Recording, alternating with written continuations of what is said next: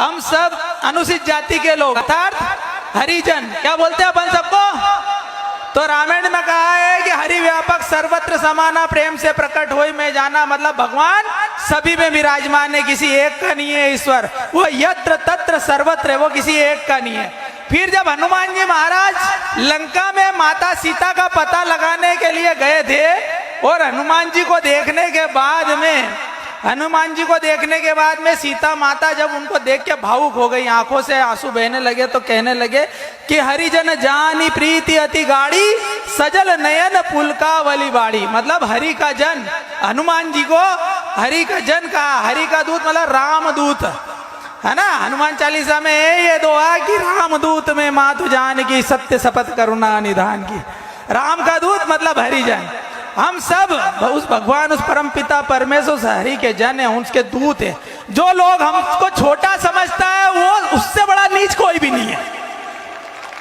जो लोग हमें छोटी जाति का समझता है उससे बड़ा कोई नीच नहीं है, कमी नहीं है।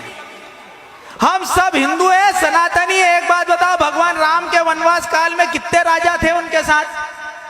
अरे राम रावण का युद्ध हुआ, कितने राजा थे उनके साथ? कोई भी नहीं, कोई भी नहीं था। कौन थे? हम लोग, हरिजन। हम लोग थे, हमारे बाप दादा थे, हमारे पूर्वज थे, अनुसूचित जाति के लोग, आदिवासी लोग।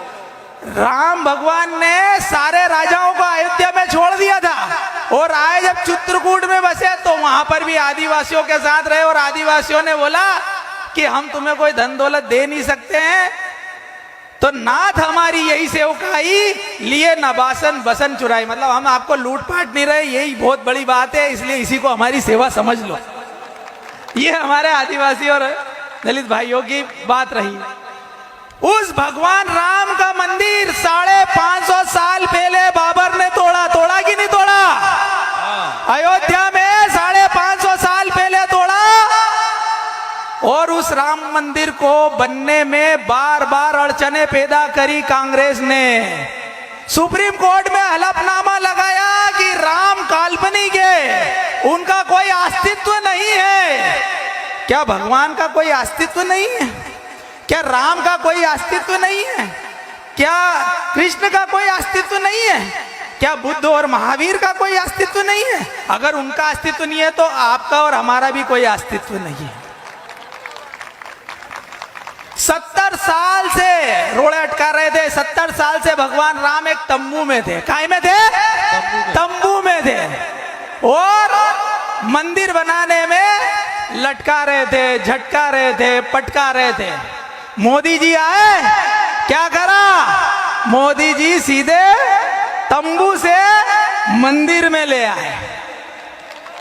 10 साल यूपीए की कांग्रेस की गवर्नमेंट रही और राहुल बाबा कहते रहे कि आप लोग कहते हैं कि मंदिर वहीं बनाएंगे, तारीख नहीं बताएंगे।